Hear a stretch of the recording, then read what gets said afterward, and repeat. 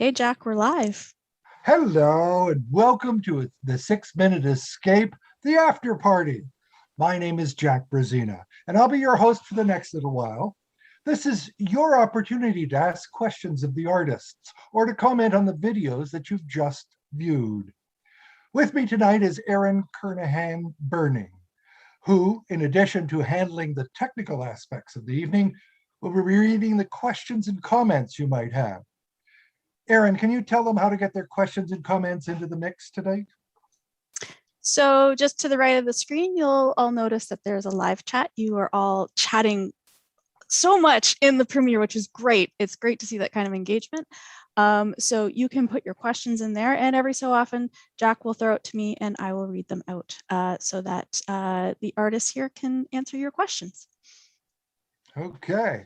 One of the reasons that we have subtitled tonight's presentation Escape to Halls Island is that the videos were created by artists taking part in the Halls Island Artist Residency this past summer. I think those videos that we just saw were fabulous, absolutely fabulous, and illustrated the wide range of talents the residency has attracted. If these videos have piqued your interest in the retreat, applications for the 2022 season are now open, and you can get all the details and an application form at the retreat website, and that's www.hallsisland.ca. So there's my commercial for tonight. All the artists are with us tonight except for Lindsay Hobbs. Cheyenne is, I think, going to be joining us. She's just a little late. And I understand that some are joining us from the land of tenuous internet connections, something we all know about here in the Highlands. Hopefully we'll be able to maintain connections with everyone throughout the night. Now, as we get started, I have a question for Marilla. In your video, you talked about the health challenges you were facing. I must say I was moved by how you related your story. The video was recorded several months ago, so I was wondering if you could give us an update. Yeah, so I think I need to edit the video because I blindly said, oh, I'm only going to have 5 days of radiation, not a month. Surprise!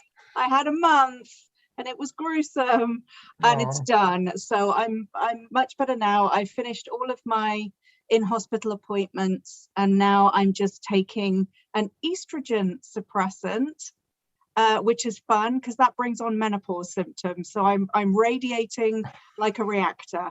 I'm very warm to the touch and looking forward to winter where I'll be standing outside a lot. But apart from that, I'm doing really, really well. And I'm very lucky to have basically skipped through a cancer treatment in 6 months. So yes, thanks God.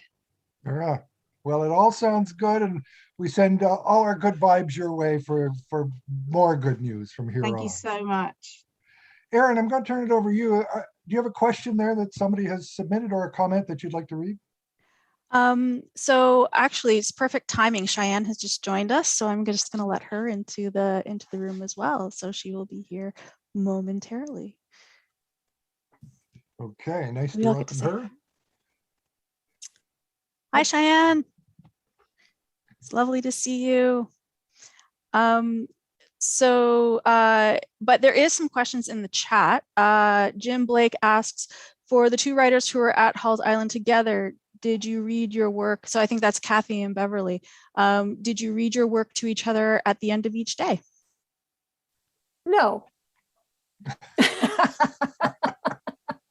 We didn't, but we did talk about our work and about some of the, challenges of writing historical fiction. Yes, Cathy's a taskmaster. She had us writing start from 9 o'clock, and then we wrote till 6, and then we did yoga, and then we had wine, and then we had dinner. And so there wasn't a lot of time to talk about our work, but we certainly talked about, the first draft and the challenges of writing and we did talk about how many words we were writing. And we did talk a little bit about a project, but we didn't read pages. I certainly didn't feel, with a first draft, I don't really feel ready to share much at that point. Do you have a target, a daily target as far as number of words is concerned, or pages, or whatever however you count them? I don't when I'm at home writing, and I'd say like I'm a really slow writer, like 300 words, so a page, double space page is a good day for me. I'm really slow. It's ridiculous. But at Halls Island, I was getting, I decided I wanted to do 1,000 words a day. And I think there was one day I only got 700. But then on average, I ended up with 11,000 words in 10 days, which is like the most I've ever written in my life. So that was wonderful. Yeah. And Beverley? It's actually changed the way I'm writing a little bit, because what I did on Halls Island, because you don't have, Wi-Fi, is whenever I had a question, I just put X's and kept going. And so that's the way I'm writing now. And then when I do my second draft, I'm fixing that. Well, I'm working on my second draft now. Now I'm fixing all the X's, and it's a much more efficient way to write. Because half the time you end up scrapping your work anyway, and you've gone and spent, 2 hours. It's down the research rabbit hole. Yeah. I don't really have writing a play. I wouldn't say I have words or pages. If I just certainly for a first draft, if I could just move forward and know where I'm going to start the next day, I feel that is a huge accomplishment. Good. You finished your first draft? Because you said it was a bit of a I finished my first draft. For me, that's huge. I don't like first drafts very much. I find them just painful. I mean, in a kind of a great cathartic way, but I find them really hard. And then to kind of know what you've got, then you're grappling with something that's knowable rather than totally unknowable, with many different limbs and directions it could go. Sure. I think Bev and I have this like energetic connection now or something after being at Halls Islands together for a week. Because, the other day I was like, yeah, I finished my first draft. Neat. And, she's like, yeah, I finished my first draft. So we still seem to be in sync. Yeah. And Cathy is very helpful when there's a chipmunk inside too. But lovely. That's what we talked about, the chipmunk. I love the shot of it. Erin, next. So there's a question in the chat for Cheyenne. The question is, what is the experience of working on the territory of different First Nations and sharing the culture? And the person asking says that you mentioned the raven in particular.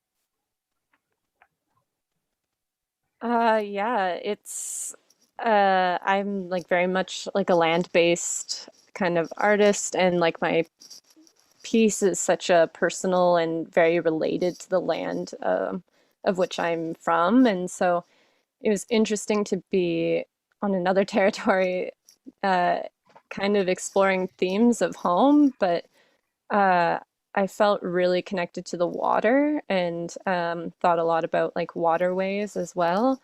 And sort of like more broader things that kind of connected me to my piece, like the moon. Having access to something like that in wherever I'm from.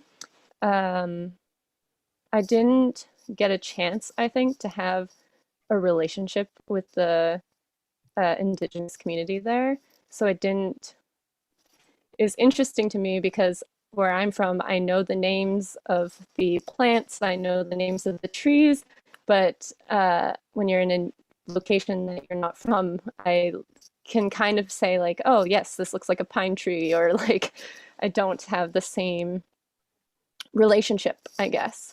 And so it was sort of a curiosity that I had to have on Halls Island. Interesting. Erin? So Renee Waltz asks, could Alicia show us some of the finished collages that she was working on in the video? Uh-oh. Hi. Yes, I can. I brought a couple of the pieces upstairs from my studio. They're screen prints now. I've made them since, but this one is called Take Root Among the Stars, and it was inspired by, I was reading a lot of Octavia Butler and sci-fi while on the island. So I was reading her series, Parable of the Sower.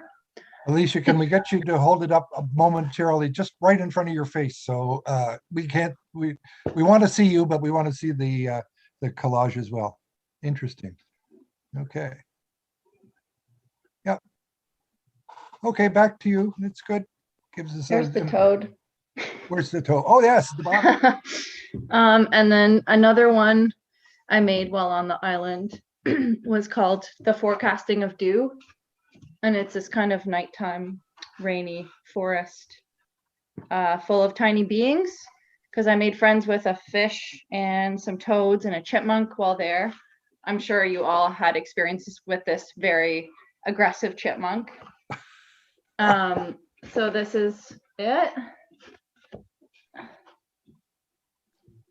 I'll just zoom in a bit so you can see some of the little creatures. Oh, yeah. Lovely.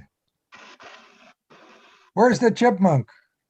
There's actually no chipmunk in here, but but there's lots of little tiny beings. Okay. Yeah. I might have, yeah, I'll just show those two for now. Okay. Nice. Thank you. Aaron?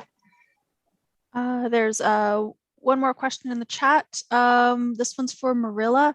Marilla, can you tell us about your stand-up works and maybe a bit of an example?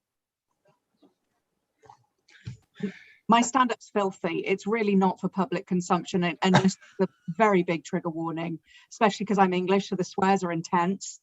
I've actually stepped away from stand-up work right before the pandemic, which was clearly a genius move. I do have an album called All Mouth and No Trousers, which again is not supposed to sound dirty. It's just an expression in England when somebody's all this and there's nothing to back it up, which is what I felt like doing my first album.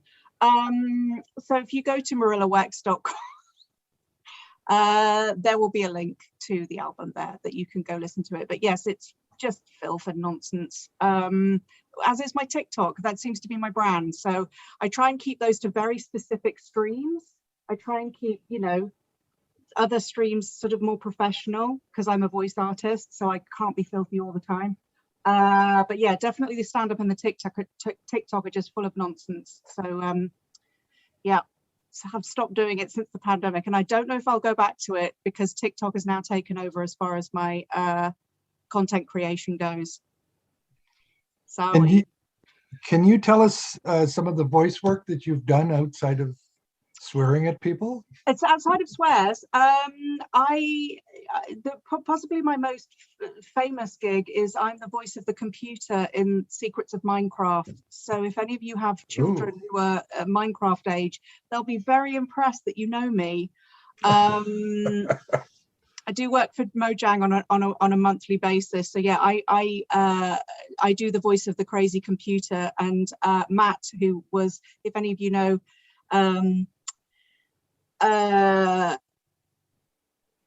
you're gonna have to look it up. Matt Hepworth. He is Garth Marenghi. And if you know of that series, then you'll be very impressed. And if you don't, you'll be like, I don't know who this English lady's talking about.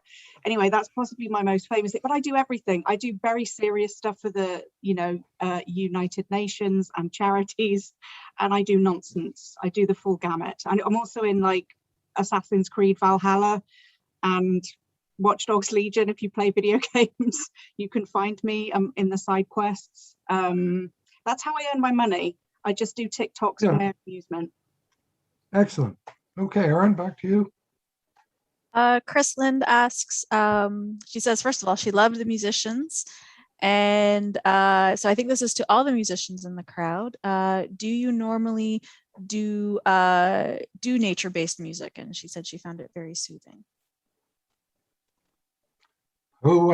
Tanya, you want to start? I was looking at Todd. I was pointing to him. Oh, okay.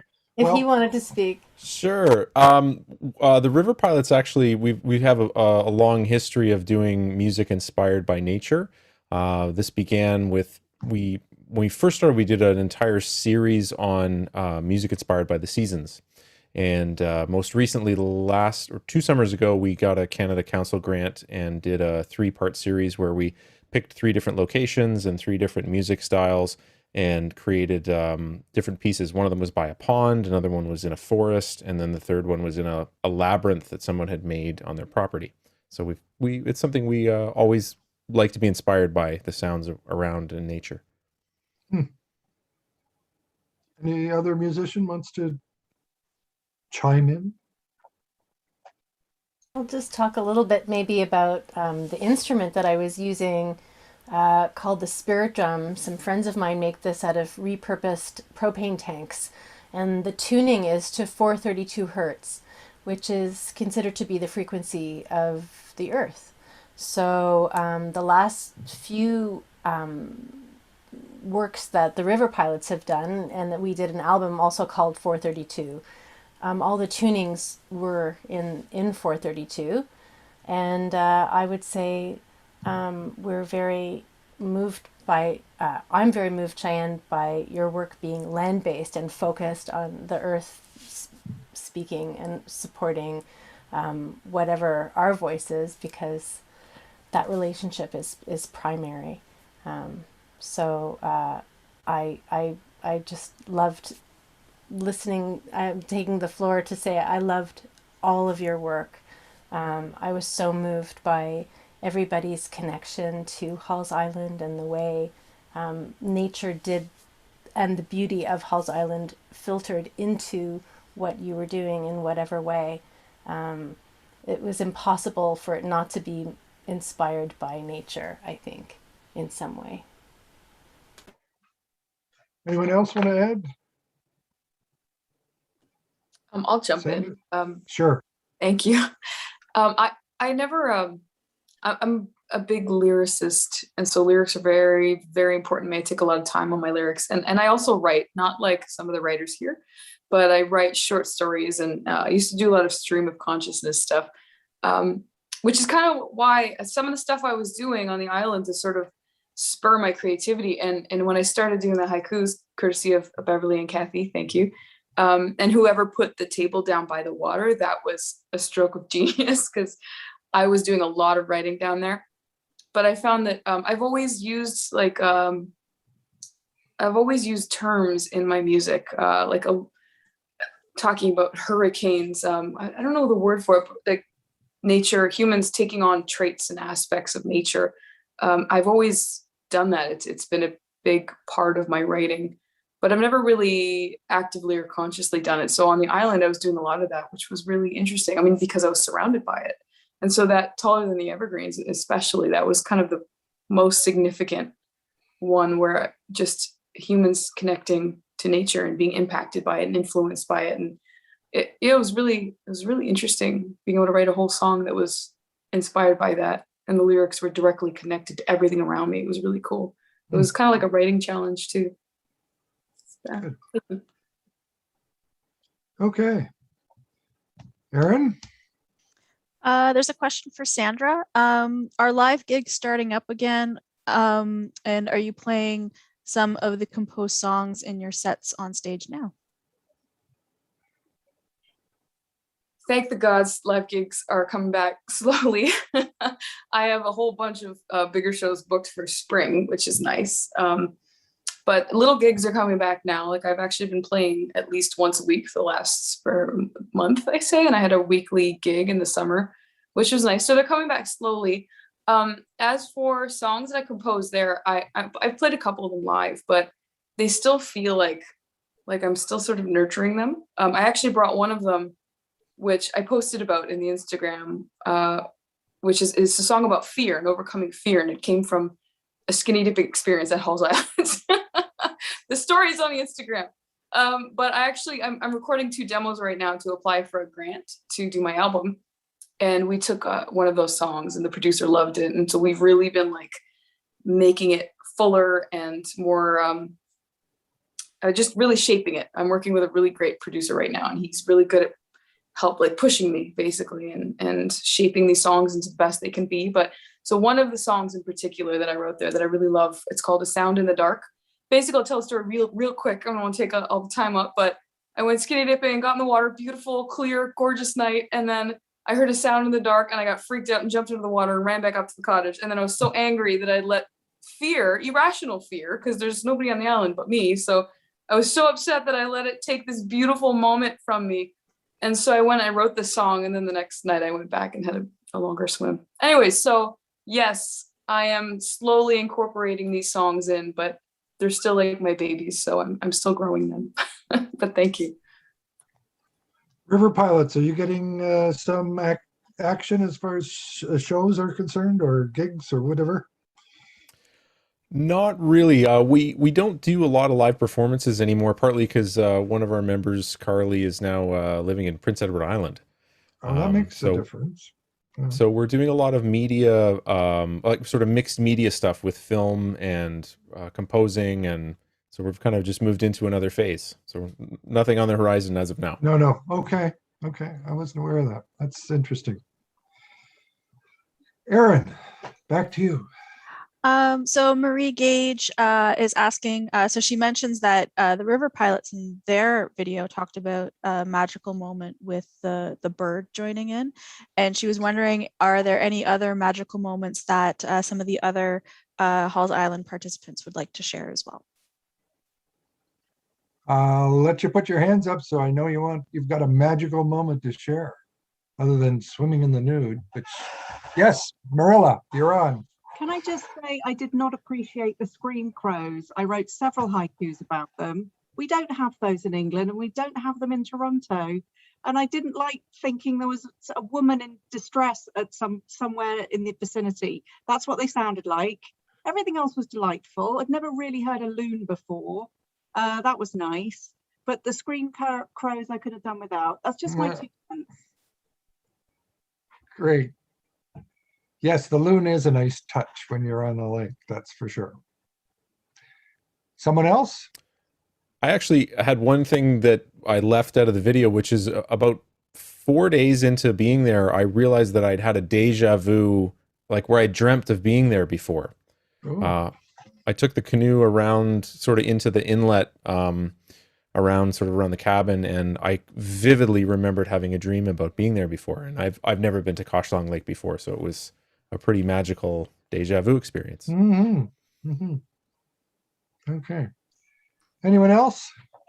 One kind of fun little experience that Bev and I had is there's a wood burning sauna on Halls Island. So we heated that all up. We got in there and some kind of crazy storm whipped up and it was howling. And I felt like this whole thing might lift off the dock and go off somewhere. But it was interesting because you could hear it howling, and yet we're in this like warm embrace of this little, sauna. So that was really cool.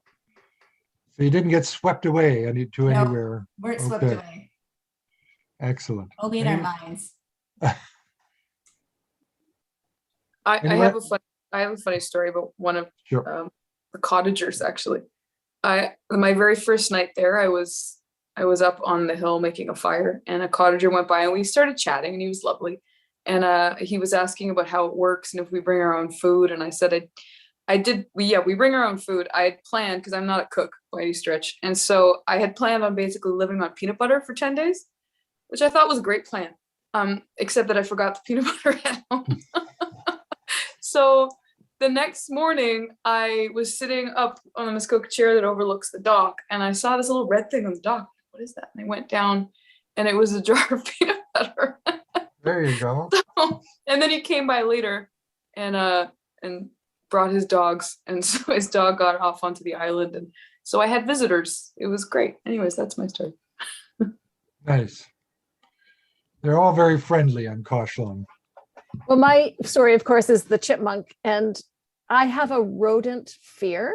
So from being at a cottage when I was a kid and putting my hand in an oven mitt, and was a mouse, and finding a mouse in a cooked turkey, and like there's just so many, they just seem to gravitate to me. So when the first day when I set up this beautiful writing space in the big main room, and I had my books all around, and I think, oh my gosh, here I go, and I hear the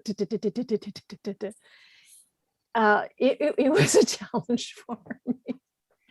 And Cathy and I had many extraordinary ways trying to catch this chipmunk, which of course Tracy had to come and help us. But it's always good for me to have these challenges. But well, you handled it well. I don't think so. Oh, okay. Wanted to give you the benefit of the doubt. Anyone else? I had a really magical moment as well. I don't know. We had a name for it. I can't remember. The huge rock that's near where we always got the water for cooking. That huge rock. And it has like a bowl that looked like the perfect place to sit. And I do yoga as well. I saw you guys on the dock. I did every morning. And I meditate, and I knew the first morning that I saw that I needed to sit up there, like with my legs crossed on that rock. And I couldn't figure out how I was going to get up there. So eventually I asked for some help, and I was hoisted a chair, and I got up there, and it was perfectly supported. The rock went up so that it went right under my legs. I don't know how I knew that from below. And and how it tilted the pelvis so that you could be completely supported and upright. And I had an incredible moment of a sensation of ancient expansion. I felt some grief as well. It was for the earth. It was just a very powerful moment, and I'm really grateful that I'll never forget it. Yeah, that was. It's hard to describe in words. It was a visual and sensory experience. Spiritual. Yeah. Okay. Anyone else? I think Kay has it. Can I just say about the meditation part? Is Yes. I'd never meditated on a floating dock before. That was extraordinary. And I had some of the most profound meditations that I've had anywhere on Halls Island. It was really magical in that respect. I guess it would be a totally different experience, particularly if you deeply go into the meditative state and gently rocked away or along. Interesting. Okay, back to you, Erin. Oh, wait, I have the cutest little story. It's very short. So I was Sure. sitting meditating on the dock, because you mentioned that, with my eyes closed, and I heard canoe, like some boat, like a paddle boat. My eyes are closed, and I heard, "Look, there's one of the artists." Or like, "There's an artist." I heard that. Yeah. What time do the artists come out? Erin, over to you. Kay Millard has a question for Cheyenne. She was wondering, did you sing with the drumming? Yeah, so I actually wrote that piece before Halls Island, and using my own drum, and just sort of birthed it inspired by the sounds of the ocean. And so I had previously recorded that piece as part of this story, and included it along with this video. Great. Erin, there's another question here, I think. Renee? Yeah, Renee asks, did Alyssa and Melody and Lindsay, who were there all together at the same time, did you work on a project together, or were you sort of working on separate projects? We were all working on separate projects. We all had our separate things. Sorry, that's a pretty short answer. If I may go back to the magical moments question, this seems like the longest.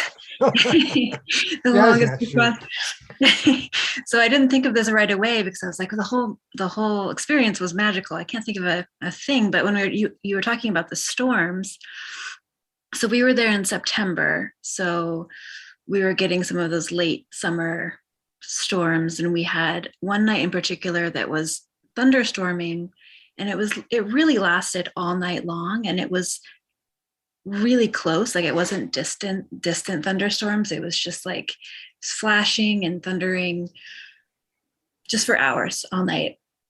And so the magical thing about it was so obviously I've experienced thunderstorms before, but being on an island, it was very much magnified. And then I was in the furthest cabin, kind of on top of the hill. And so every time the flash happened, the windows would lit up on 3 sides. So it was just like, it was an amazing experience just to have that happen for hours and hours. Like I fell asleep, I woke up, it was still happening. Because usually when you're in a thunderstorm, you're not in a small room. So you see it out the window or you see it outside, but it was just really, that was a magical night. Neat. Yeah, and in a small cabin, it comes at you from 3 directions, as you pointed out. Yeah. We're in a home, usually you've got one window in a room and it's facing in one direction. So sometimes you get that effect, but you enjoyed it, I take it. Yes, I did. Okay, perfect. Nothing to worry about. Erin, before? Not a whole lot going in the chat at the moment, Jack. So if you have any questions to ask, go right ahead. Here's my list. I did have a few, and I jotted them down, and I put them in a safe place. Oh yeah, here we are. River Pilots, do you have videos that people can see? Yeah, we do. We have videos from previous projects and things like that on our YouTube channel, and I think I can put it in the chat here. I'll just futz around with this. You've got your own channel. That's great. Yeah. Good. So I think that answers that. Sandra, you mentioned an album. Is it coming out? And where can we get a copy? I guess you get a copy anywhere, but send us to a particular, your favorite record store or whatever, or streaming service. Yes, the streaming services. It's not out. I'm applying for a grant to get funding to do the album. So it'll probably be out sometime next year. So it's a ways off. But I have an album that I released right before COVID, a month before COVID, that you can find online if you just look up sandrabouza.com, and everything's there. So I'd appreciate the support. But yeah, thank you. And the album, as soon as the album's out, I will notify the Halls Island people, because many of the songs will be from Halls Island. Wonderful. I'll pop it into the chat too, actually. Sorry, say that again. I missed it. I'll pop it into the chat too, just my website. I just pilots do that, who I will also. If everyone has websites that you want us to see or be aware of, pop them in as we go along here. I was sincerely very moved by all the videos that I saw. The artistic quality, the depth to which you went, and the sincerity with which you presented whatever it was you were doing. And it was a multitude of styles and whatever. And I'm just wondering, did your time on the island change you, or was there did you come away looking at your art differently? Yes, Beverley, thank you. I would say, I don't know if change is the right word, but I feel like it reset me.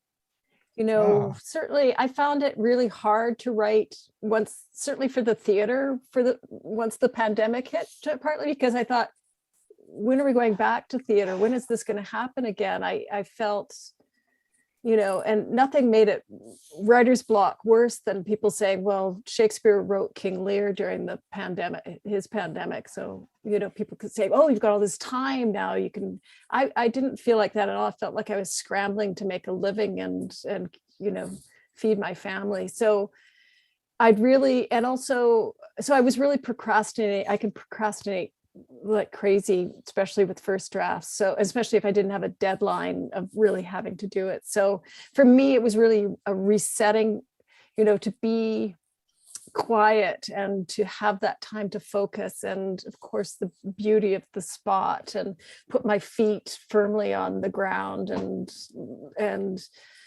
breathe that air. I felt like it was a huge reset in my creative world. And getting me back on some sort of path of creativity. It came at just about the right time as we emerge from this pandemic. Yeah, perfect timing. Yeah. Anyone else? Alicia? Sorry, Todd, we got you're next. Yeah, I found at first not having Wi-Fi. I don't really have data on my phone, so I just didn't have internet for the 12 days. And at first I felt like I was listening to the radio, listening to music. I read so much, but I was kind of trying to fill my time. And then by a weekend, I stopped listening to music as much as I was. I wasn't listening to the radio. I just would sit and stare at the lake. I would just sit and be still. And that felt really good. And that slowing down affected me so much and made me think about a lot of things that I haven't allowed myself to think about. Just staying in that grind, staying busy. Yeah, and I don't want to ever go back to that. So I think, yeah, it affected me profoundly. Great. That's really interesting to hear that. Todd? Mine is somewhat similar. I found the time to wander around. A lot of what we were doing was also video based, so I don't often have time when I'm doing videography to really pay attention to exactly where the light is and when, and know that I'm going to be there the next day to capture something else. And just the ability to catalog in my mind all of the places that and the possibilities that were there was unique, because usually when I'm doing videography, you're there for one day and it's a bit of a fire drill and then it's over and then you never go back. And so that was a really unique, interesting thing for me. Good. Anyone else want to? Yes, Cathy. I think I began to really understand how much I use the internet as a form of procrastination, and it's helping me rein that in. So yeah, it's really easy. You know, I'll decide I need some little historical, you know, piece of information, and I'll spend 2 hours finding it, and I don't really need it at all. So I'm just procrastinating. So it's changed the way I'm writing. Yeah. Well, excellent. Marilla, did you have your hand up? Yeah, I did. And it's really difficult for me to distinguish between what was the island and what was the cancer diagnosis, because I got it the day after I landed. So what it did was it made me focus on everything and on what's important, which is why I've really stepped away from everything except for voiceover and dumb TikTok stuff.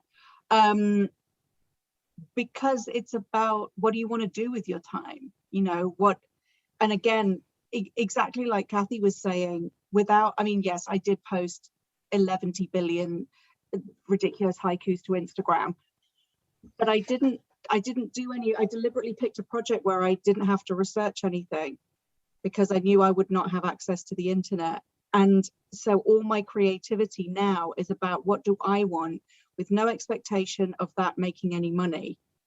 What do I want to produce for myself? And what facilitates that most of all with the least amount of time, the most bang for buck that I get in my work is voiceover. So I work 2 hours a day. I can spend the rest of the day being rather than doing. So again, I don't know how much to distinguish the island from the cancer diagnosis, but being on the island for 10 days and thinking, okay, so if this goes, I hate to use the expression, but tits up, what do I really want to do with the rest of my life? And the answer was not do on-screen work anymore. So it really just like that the island focuses the mind and made me really decide what was next for me. I think that's similar to what we've heard from everyone so far. Alyssa, do you have something to add? Yeah. So for me, it was also, it was profoundly regenerative. And for me, going into the island, like I had also had a lot of health stuff in the year before, in that so August 2020, I had an artery dissection and a series of strokes that lasted for a few months. So if this had been happening in 2020, I wouldn't have been able to actually come to the island. So good for me that it was delayed. But so the following year after that, almost a year, I literally I couldn't stand up. Like, I had to be horizontal in bed for almost a year. And so I was really limited in what I could do. But looking forward to September 2021, which was just slightly a year after it happened, I was like, this is going to be like, I will be healed enough to travel, to go to this thing. And it was just really something that I was focused on for quite a while, over a year. And so a funny thing, in the summer before I went, I was not fully healed. Like, my brain was still a little not together. I wasn't sure if I would be able to come, but I was also really busy because I had just won this book award and I needed to get the manuscript into my publisher. And so I was working really hard, even though my brain wasn't there. And I literally turned in the book the week before Halls Island. So when I got there, it was just it was a huge thing to look forward to. And I landed and I was done with this project that I've been working on for 5 years. And I was just like, it was so amazing to have the 10 days to like, I'm alive. This big project is done. What do I do now? I did a bunch of little things. I did drawings and comics, but just the fact of being there felt like just so meaningful. Great. I'm going to ask the what I see as the bottom row. Cheyenne, do you have something you can contribute here? Yeah, I'm a little bit more specific. I was thinking a lot about narrative arcs and like different types of narrative arcs. And I developed this new part of my practice where I found that by tracing the shape of the island, I could find a new circular form of creating a story, or the water hits up against the shoreline, it would create the same type of line, I guess, as a narrative arc would be. But so I just like tried to find as much of that as I could from the island, and then now I have this like stockpile of different narrative arcs of possibilities that could happen for a story. Great. Sandra? Something that Beverly said really resonated with me, because I also felt at the beginning of the pandemic, people were like, well, now you have all this time and you can do this work and this art. And I'm like, every time I picked up my guitar, I would just burst into tears. Because my career dissipated, it vanished, and so I was dealing with a lot of mental health issues, a lot of anxiety, depression, and I couldn't write music. I just couldn't, and if I tried, it was just, and it was so I allowed myself a little bit of self-pity, but not to be overwhelmed. But also accepting that, I have no entitlement to my career. My career was sort of right before COVID going like this, and anybody who was in the arts knows that, you work for a long time and you may or may not find success in the arts. And it was just starting to sort of happen for me. And then the pandemic hit and, it was gone. And it was just a reminder that I have no control over this situation. And so being in the island was a good, I'd been working basically, after a few months of the pandemic, I had been working 3 part-time jobs for the entire time to try to make ends meet, because all my gigs were gone. The bar I worked at part-time shut down, like everything was gone. So this was actually an opportunity to create, but it was also an opportunity to remind myself that I am, the connection to nature was big for me, because I had a lot of stuff in my mind about what I'm supposed to do, what am I supposed to be, what I'm supposed to represent. And all that I am is a human living a human existence, connected to this land and this earth. And, and if I create, then I'm grateful to have that in my life, but I have no entitlement to it. And I have no expectations of it. It just is something that I'm privileged to do and to have. So the island was a reminder of that to me. It was a reminder of I'm just a part of it. If that sounds over dramatic. No, sounds honest, straightforward. Tanya, did we hear from you, or am I hitting you twice there? No, in terms of this particular question, you've heard from me maybe too much. But No. this question around did it affect my work? Did it change how I see?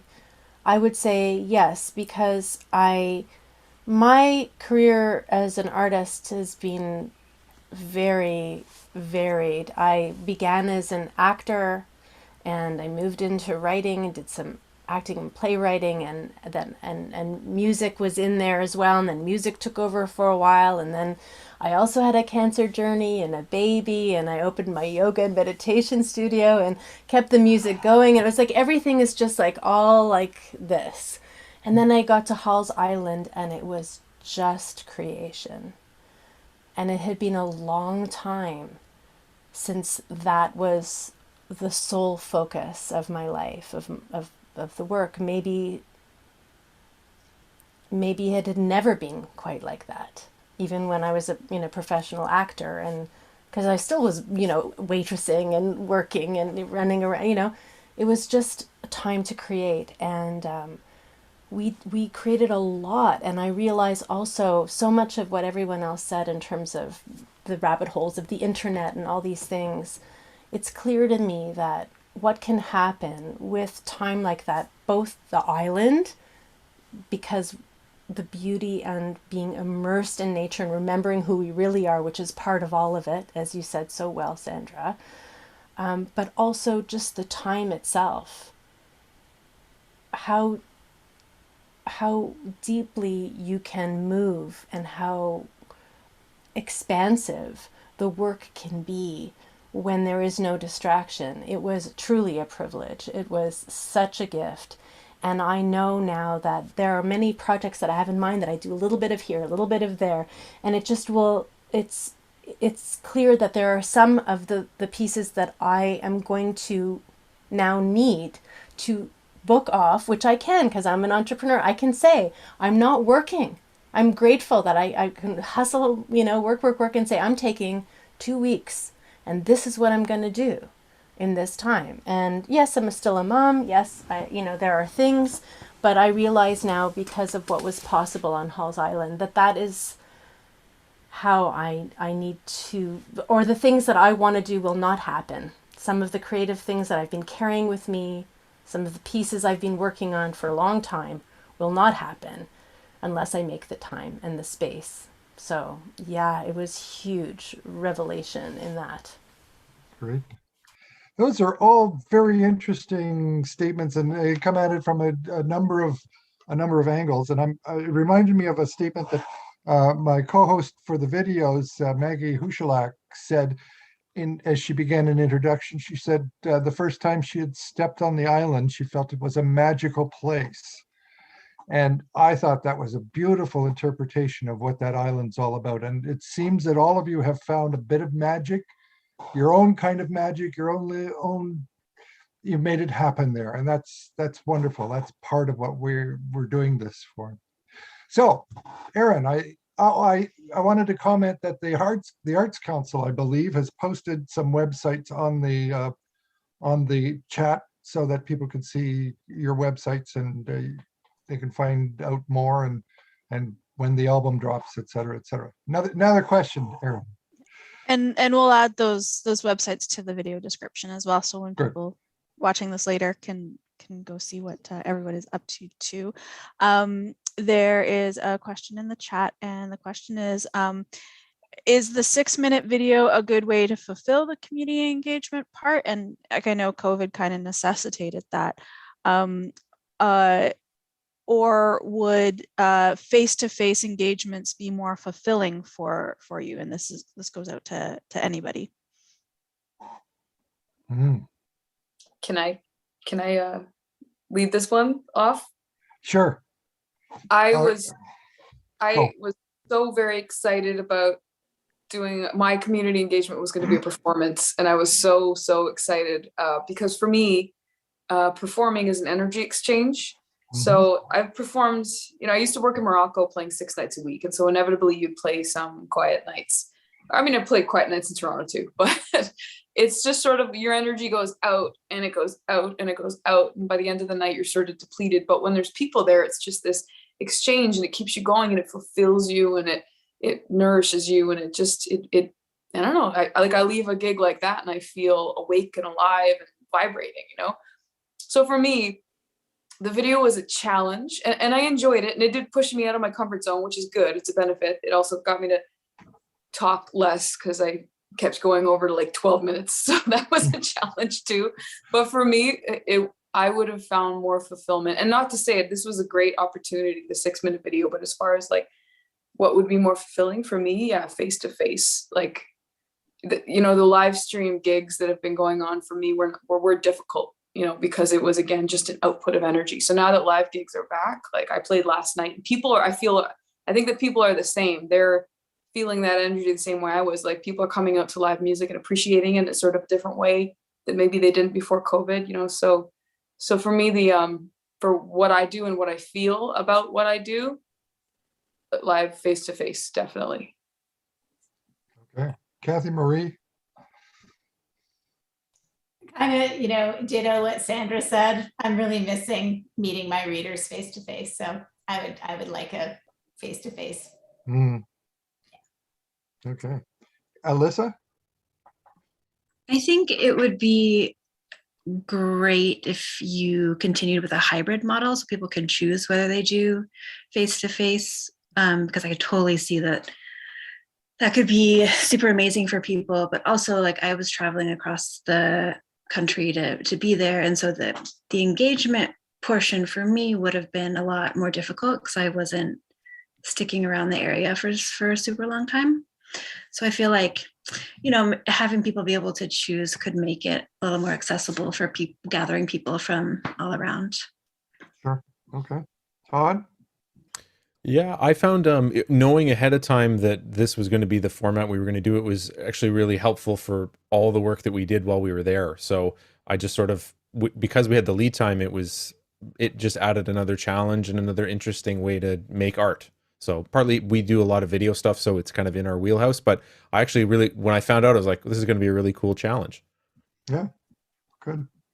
I would say that we were going to do, Cathy and I were going to do a reading, and I think I would have liked to have done that. However, watching the films tonight, I really liked all of them so much and got an insight into who else was at Halls Island, and they were all very different and so creative. And so I must admit, I really enjoyed watching them, but I'm not a filmmaker, as we were very, as you could tell. So it was a little challenging for me anyway. You captured the chipmunk. More ways than one, probably. Anybody else? Yeah, I'll go. I find, like, with theater, it's so important that the work is live, and I think if you're making a story for your community, like, you need to have the community involved in the development process so that you can get their response to it. And sometimes the response is great to be here and to have your questions, but I also am craving, like, the breath, like, or the, like, like when they are catching what I'm putting down. So that is also, like, really nice information to get from a live experience in terms of, like, is my story serving its community? Sure. Good points. I was, anybody else? Oh, Tanya? I was just going to say that I agree with Beverly. As an audience for this context, I loved seeing everybody's videos. It was a great opportunity for me as a participant who maybe doesn't live in the community of near Halls Island, who might not have had the opportunity to be at the reading or to be at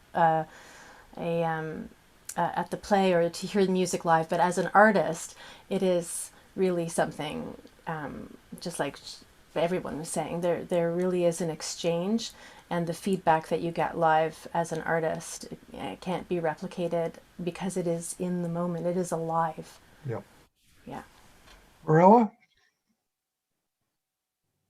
Exactly what Tanya said, but also, I mean, it got me off my butt to learn DaVinci Resolve, the software. So thank you for that.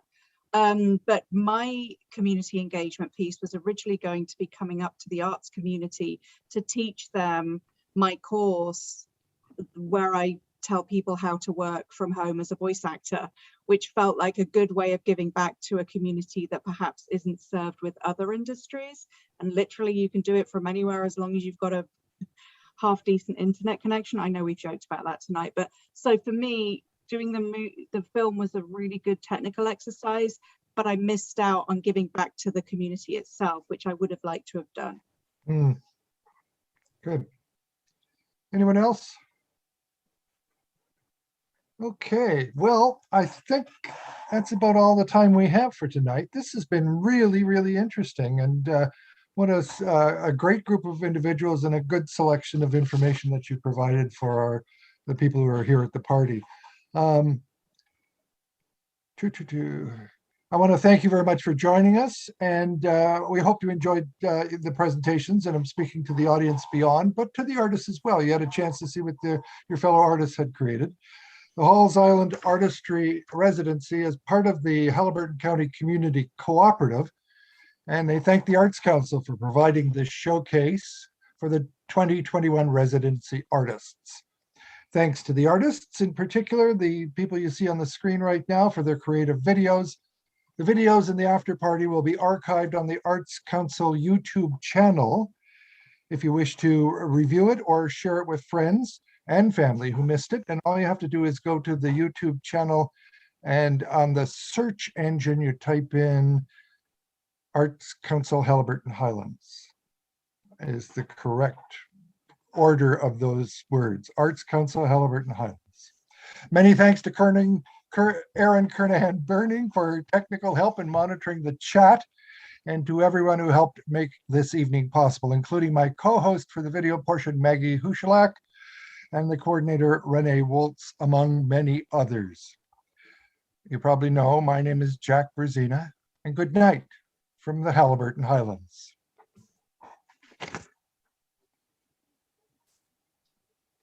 Okay.